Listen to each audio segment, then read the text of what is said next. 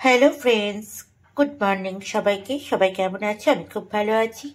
চলে এলাম আবারও আমার রান্না করে একটা নতুন রেসিপি তোমাদের সঙ্গে শেয়ার করব বলে। আজকে একটা মজাদার রেসিপি তোমাদের সঙ্গে শেয়ার করব। আজকে বানাচ্ছি আমি ডিম রেজালা।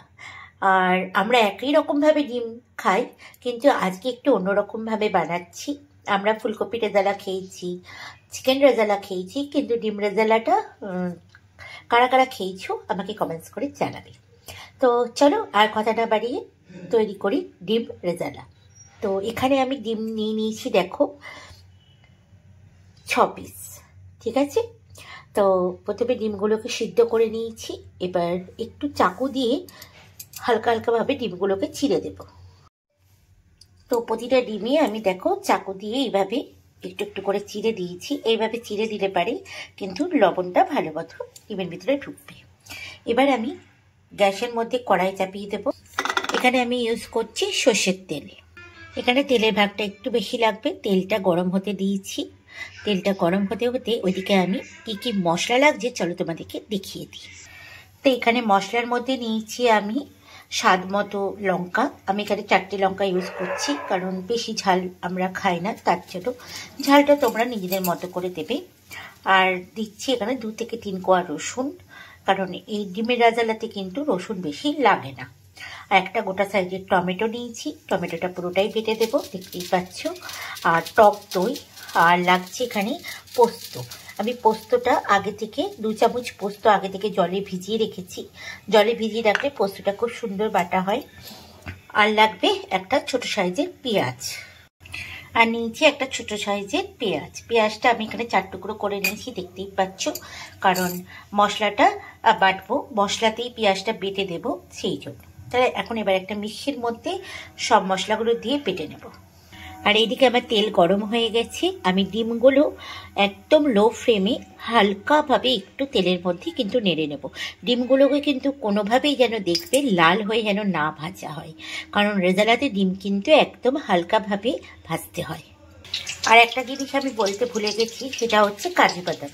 এখানে আমি অল্প কিছু কাজু বাদাম মশলার মধ্যে একসঙ্গে দিয়ে কিন্তু বেটে নেব। তো ডিমটা আমার দেখো ভাজা হয়ে গেছে। এবার আমি তেল থেকে ডিমটা তুলে নেব। এবার এই তেলের মধ্যেই আমি তেজপাতা ফোড়ন দিলাম, আর হচ্ছে এলাচ দিলাম,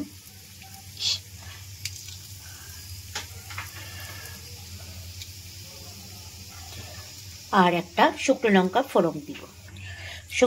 ফোড়ন দিলাম, আর সাদা গোটা জিরে আমি ফোড়নে দেব। এখানে 1 চামচ মতো সাদা গোটা জিরে ফোড়নে দিলাম। এবার ভালো করে তেলটা দিয়ে নাড়াচাড়া করে নেব ফোড়ন।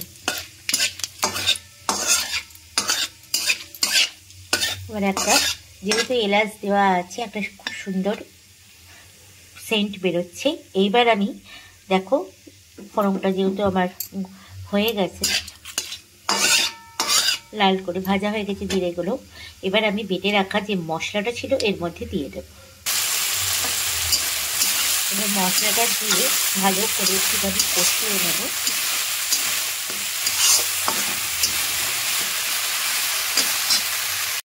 মশলাটা ওইদিকে কষতে কষতে আমি এদিকে টক দইটা ভালো করে ফেটিয়ে নিচ্ছি। টক দইটা অতি অবশ্যই ভালো করে ফেটিয়ে দেবে, তার কারণ টক দই না ফেটালে কিন্তু তেলের মধ্যে দেওয়ার সাথে সাথে এটা ছেঁড়া কেটে যায়, তার জন্য ভালো করে ফাটিয়ে নেবে।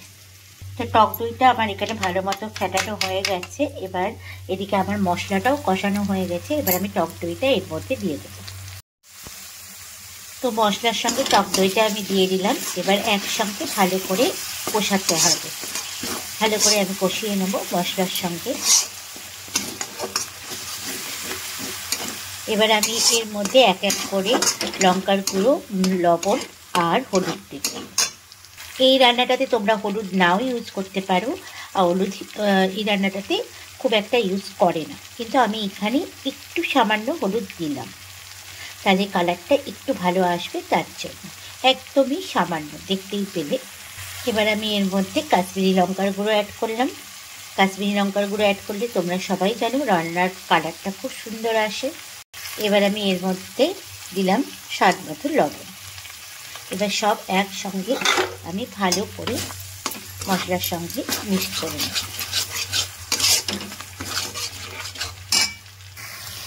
দেখো মশলা থেকে আমার তেল ছাড়তে শুরু করেছে। এবার আমি এর মধ্যে কাসুরি মেথি দিয়ে দিলাম। কাসুরি মেথিটা দিলে পারে রান্নায় একটা আলাদা স্বাদ আসে।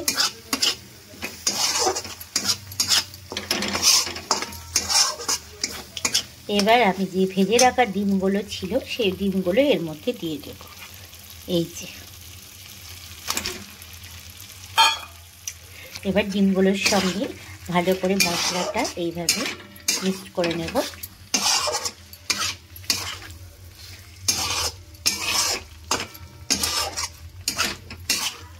এবার আমি একটুখানি সামান্য জল দেব, শুধু মশলাটার মধ্যে ডিমটা যাতে ভালো করে মশলাটা ঢোকে ডিমের মধ্যে, তার জন্য।